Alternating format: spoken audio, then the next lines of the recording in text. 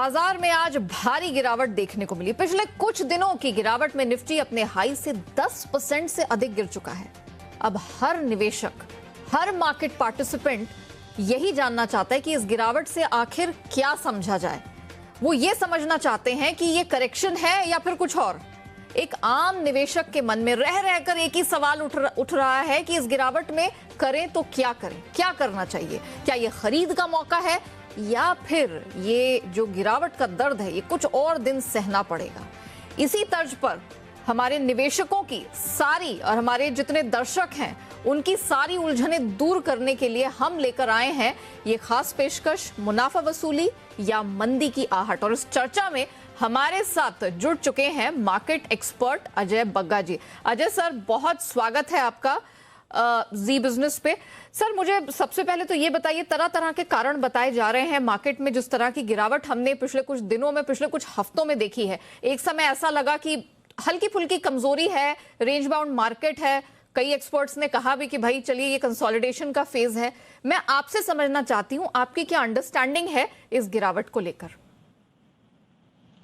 नहीं, देखिए, इसके पीछे 5 बड़े कारण आप सोच सकते हैं इस गिरावट के पीछे। एक तो है ये ओमिक्रॉन का वेरिएंट जो तेजी से फैल रहा है, स्पेशली यूके के लाइफ टाइम नंबर्स आए हाई।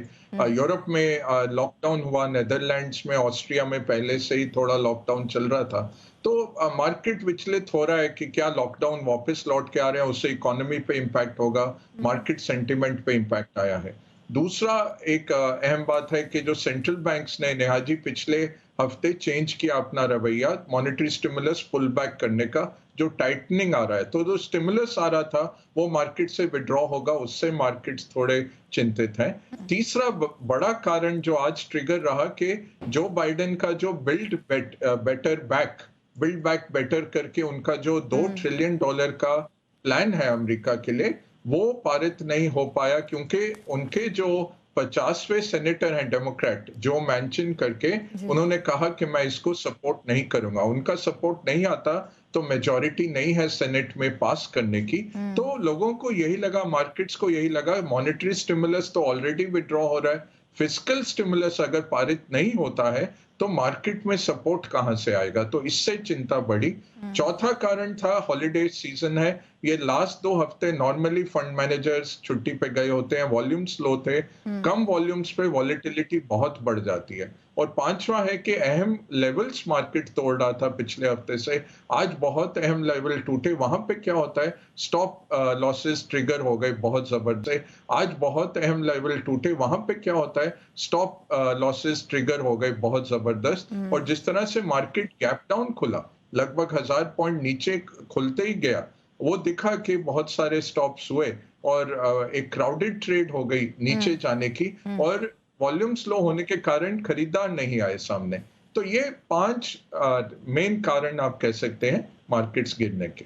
बग्गा सर, मुझे ये बताइए कि जिस तरह का क्रैश हमने 2008 में देखा या 2020 में जो स्थिति देखी, क्या 2021 के अंत में हम जिस तरह के मार्केट में गिरावट देख रहे हैं, कोड रेड की स्थिति देख रहे हैं, क्या आप ये बीते जिन 2 सालों का मैंने मेंशन किया, 8 और 20, क्या ये साल भी उससे इत्तेफाक रखता है या अब ये बिल्कुल एक करेक्शन के तौर पर आप देख रहे हैं?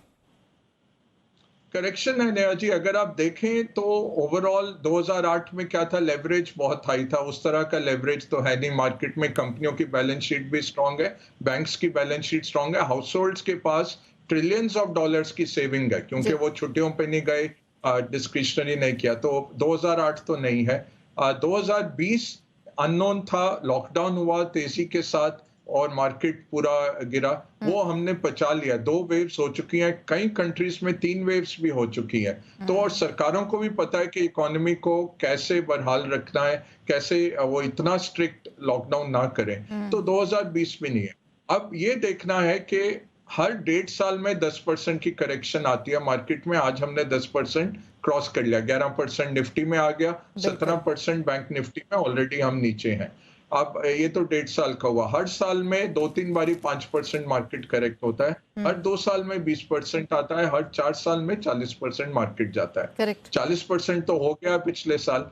मुझे नहीं लगता, आज बैठे हुए नहीं लगता कि ये 2020 है, बट कोई कह नहीं सकता है तय तौर पे, क्योंकि ओमिक्रॉन कैसे बढ़ेगा। लोग कह रहे हैं ट्रांसमिशन तेज है। अब देखिए शाम को मॉडर्ना की खबर आई, फ्लैश उनका आया कि उनकी थर्ड बूस्टर डोज से 37 गुना एंटीबॉडीज बढ़ रहे हैं, 37 टाइम्स, 37 गुना। और यूरोपियन मार्केट थोड़ा रिकवरी के दौर में आए। अब ऐसी कोई अच्छी खबर आ जाएगी या बाइडेन का जो प्लान 2 ट्रिलियन का नहीं गया, अगर 1 ट्रिलियन जैसे मैंचिन कल अगले हफ्ते बोल दें कि अच्छा मैं 1 ट्रिलियन को सपोर्ट करूंगा, कुछ भी ये मार्केट के सेंटिमेंट को बदल सकता है। ओके। तो कहना सर, आपकी बहुत बात मुश्किल से मुझे एक चीज अच्छी लगी कि आपने इसको मंदी नहीं माना है, आपने इसे एक करेक्शन माना है, एक नेचुरल करेक्शन के तौर पर माना है। लेकिन दूसरी ये जो अनसर्टेनिटी वाला फैक्टर है, ये थोड़ा कह सकते हैं कि हमारे दर्शकों को, मार्केट पार्टिसिपेंट्स को विचलित कर रहा है।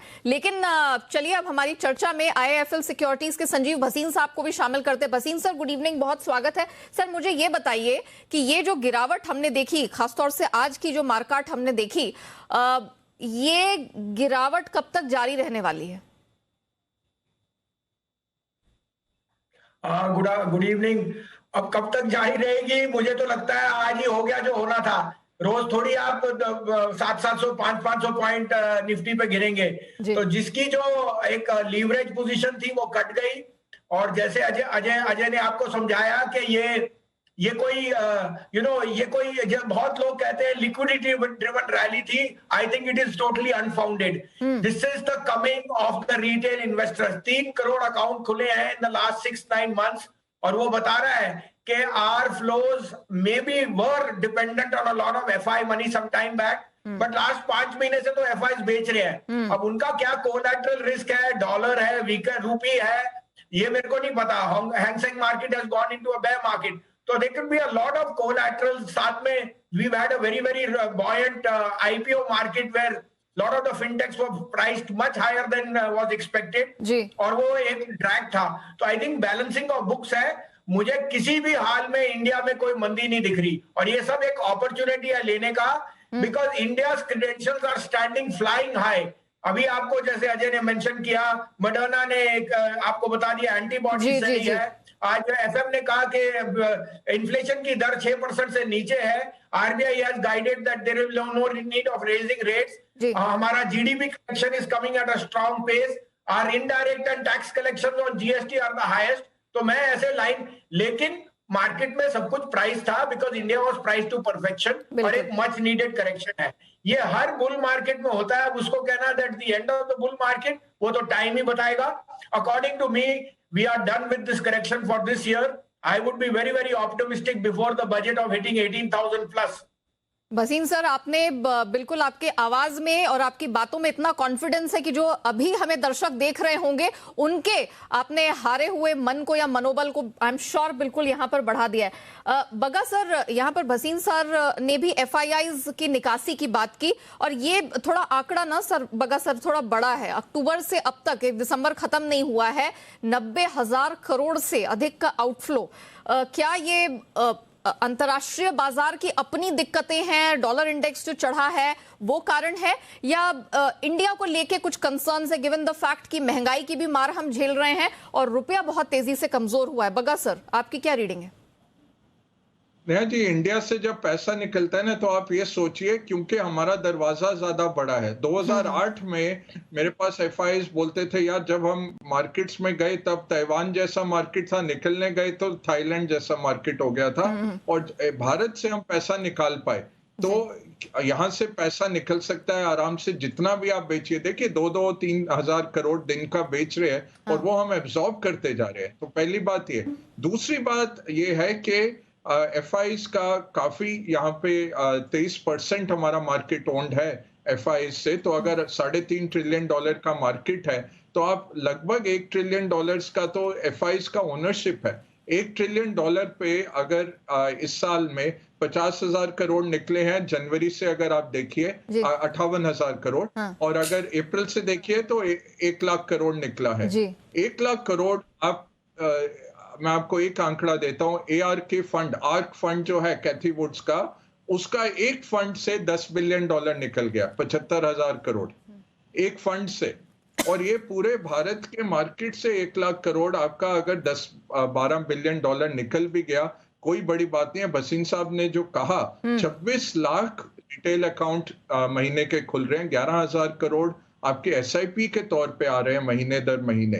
ये मार्केट को आगे काफी स्ट्रांग बनाने वाला है। और अगले साल ग्रोथ कहाँ है? लार्जेस्ट इकोनॉमी में जो ग्रोथ है वो भारत में है। कॉर्पोरेट अर्निंग देखिए 15 से 18% हमें दिख रही है अगले साल। तो काफी चीजें भारत के हित में है। ये जो पैसा निकला है, हाँ डॉलर के उससे भी निकला है, डॉलर के स्ट्रेंथ पे। दूसरा है कि हमारा मार्केट आउट परफॉर्म किया। इस साल अगर आप देखें एमएससीआई ईएम 14% दिया, हम 22% पे थे इस करेक्शन से पहले। तो ओवर आउट परफॉर्मिंग मार्केट था। बहुत फॉरेन ब्रोकरेजेस की रिपोर्ट्स आई कि भारत का मार्केट ओवर वैल्यू हो गया है।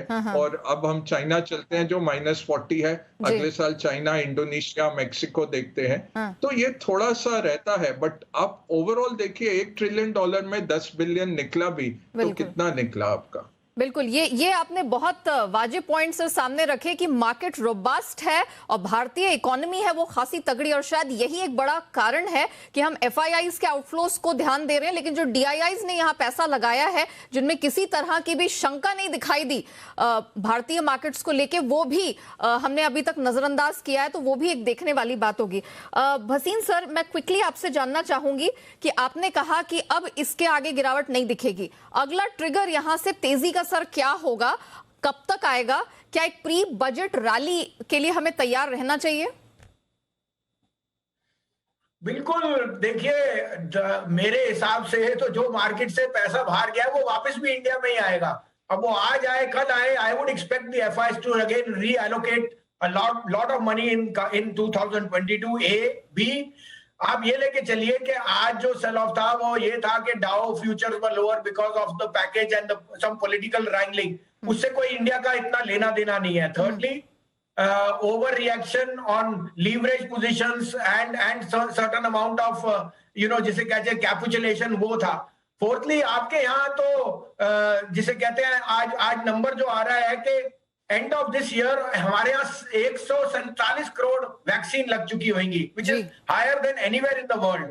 और फिफ्थली, जैसे हमने कहा, हमारे यहाँ व्यंजन स्पेंडिंग तो अभी शुरुआत है, ना एयरपोर्ट में कोई जगह खड़े होने की, ना और ना कहीं आपके पास कंजम्पशन की स्लो डाउन है। गाड़ियों में प्रीमियम चल रहा है, हाईएस्ट रेट चल रहे हैं, cars are out of supply. तो आई थिंक दैट ये जो अनहोनी हो रही है, ये जो सेल ऑफ था is more overdone because of some capitulation. तो मुझे लगता है earnings, better macros, better positioning by government. आज PM is having a meeting with a lot of the industrialists. He's met all the FIs. I think there can be a big offering in the LT long-term capital gain tax में review होएगा. There will be other shops, and I think the budget has been good. तो मुझे कोई इसमें निराशा नहीं दिखती। In fact ये मौका है, और मौका, फियर और भाव आपके साथ इकट्ठे नहीं आते नेहा। कभी भी फियर और ग्रीड इकट्ठे नहीं आते।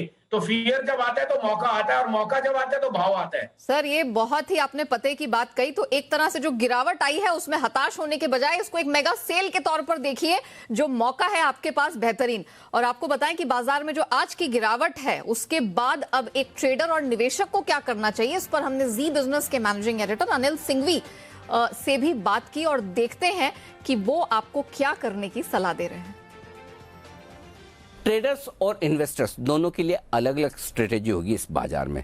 ट्रेडर्स के लिए तो जो स्किल ट्रेडर्स हैं, हाई रिस्क लेने वाले ट्रेडर्स हैं, हमेशा ट्रेडिंग या टीवी स्क्रीन के सामने बैठते हैं और तुरंत अपना सौदा घुमाना जानते हैं, स्टॉप लॉस लगाना जानते हैं, छोटी क्वांटिटी में ट्रेड करें, उन्हीं के लिए ये बाजार है। नहीं तो फिर थोड़ा आराम करने का, छुट्टी लेने का वक्त है, क्योंकि वोलेटिलिटी और मूव इतने ज़्यादा, इतने फास्ट हैं कि आपके लिए पोजीशन संभालना मुश्किल हो सकता है किसी भी तरफ, चाहे वो तेजी की हो या मंदी को। और फिर भी अगर आपको एक ट्रेड लेना ही है तो हर उछाल में बिकवाली वाला ट्रेड बनता हुआ दिख रहा है बाजार में। जिस तरह का करेक्शन, जिस तरह की बिकवाली आई, तो अहम रुकावट के लेवल के आसपास जब बाजार ऊपर पहुंचे तो वहां बेचना बनता है। ये ट्रेडर्स के लिए स्ट्रेटेजी है इस वक्त। लेकिन बेहतर ये है कि ओवरनाइट पोजीशन कम से कम रखें, दिन के दौरान भी ना करें ट्रेड, तब भी कोई बात नहीं। वोलेटिलिटी को समझकर हल्की पोजीशन के साथ ट्रेड करेंगे तो ही पैसा बनने की संभावना है, अदरवाइज नहीं।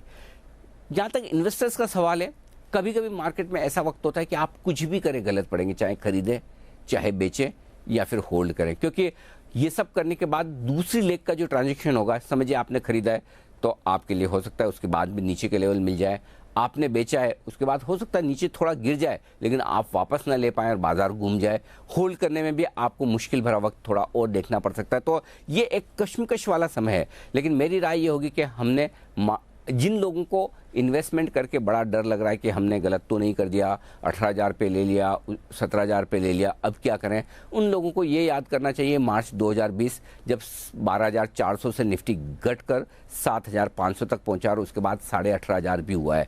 यानी कि तब कोरोना पहली बार हमने देखा था, डर बहुत ज़्यादा था, पूरा लॉकडाउन था, वैक्सीन नहीं थी, हमें समझ नहीं थी कि कोरोना क्या होता है, कैसा होता है, कितना घातक होता है। आज ये सारी चीज़ें आपके सामने हैं तो इसलिए आपके लिए डर कम है। फिर भी बाजार गिर रहे हैं तो गिरने की वजह ये है कि दुनिया भर में जो अमेरिका में टैपरिंग का शुरुआत होने का बात हो रही है कि लिक्विडिटी धीरे धीरे निकलेगी, महंगाई बढ़ने की वजह से ब्याज दरें बढ़ेंगी, वो जो डर है वो आपको हमें सबको पता है। इसलिए गिरावट हो सकती है, बाजार कमज़ोर रह सकते हैं, थोड़ा और नीचे जा सकते हैं और ऊपर जाने के पहले वक्त बिता सकते हैं, लेकिन इन्वेस्टर्स के तौर पर आपको डरने घबराने की ज़रूरत नहीं। सिर्फ एक चीज़ करनी है, अपने पोर्टफोलियो का क्वालिटी चेक। सिर्फ ये देख लीजिए कि शेयर आपके पोर्टफोलियो में जो कचरा तो नहीं है, अच्छे हैं ना, बस अगर अच्छे शेयर हैं तो आप उनमें बने रहें। अगर अब भी आपके पास थोड़ा बहुत पैसा है, बच गया है और निवेश करना चाहते हैं या आने वाला है जिसे आप पैसा लगाना चाहते हैं, तो अपनी लिस्ट बनाकर रखें अच्छे शेयरों की, लेवल्स पर नज़र रखें। जब भी पहला संकेत बाजार के रुकने, थमने और घूमने का आए कि वापस से ऊपर जाने की तैयारी है, कोरोना का डर, ब्याज दरों का डर, इन्फ्लेशन का डर, ये सब कम होने के संकेत आए या एफआईज की सेलिंग कम होने का संकेत आए, तब फिर से आप थोड़ा बहुत निचले स्तरों पर खरीदारी करने का सोच सकते हैं। तो कुल मिलाकर इन्वेस्टर्स जैसे हैं वैसे ही बने रहें, यह वक्त भी गुजर जाएगा। इस साल का ये तीसरा बड़ा फॉल है, यानी कि इससे पहले भी 2 बड़े फॉल आपने देखे, उसके बाद भी 18,600 निफ्टी हुआ है, 7,500 का निफ्टी देखकर भी 18,500 हुआ है। तो हर एक ऊपर के लेवल भी आते हैं, वक्त लगता है, आपका पेशेंस टेस्ट करता है, डिसिप्लिन टेस्ट करता है, पोर्टफोलियो की स्टॉक की क्वालिटी चेक करता है। अगर ये सब ठीक है तो कोई चिंता की बात नहीं, अपनी पोजीशन को होल्ड करें।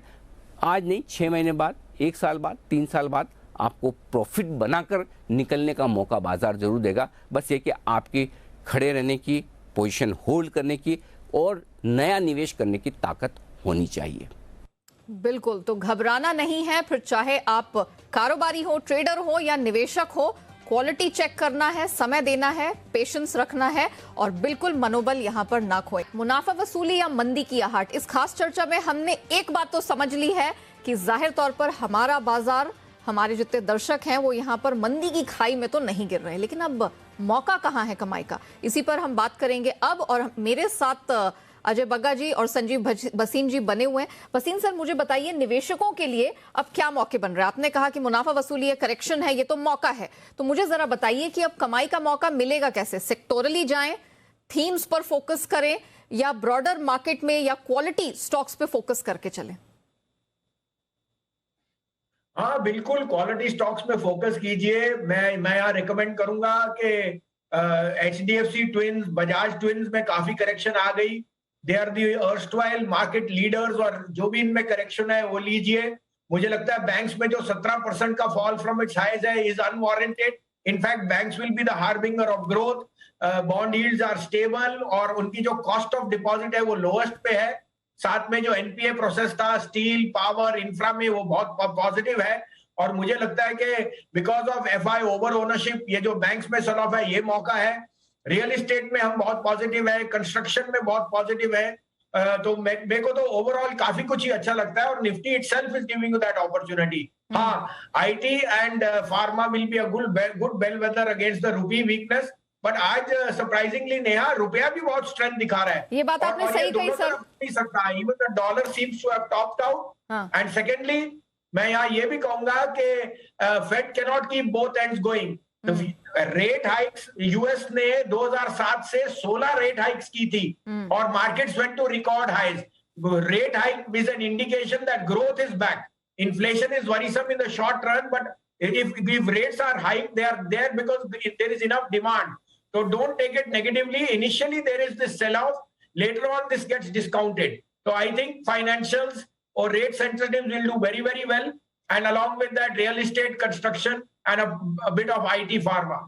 सर साथ में ये भी बताइए कि ये सिर्फ जो बड़ी ब्लू चिप कंपनियां हैं उसमें ही मौके दिख रहे हैं या फिर ये मिड कैप, स्मॉल कैप, क्योंकि खासा करेक्शन हमने इन दोनों इंडाइसेस में भी देखा है, वहां पे भी कुछ मौके दिख रहे हैं आपको?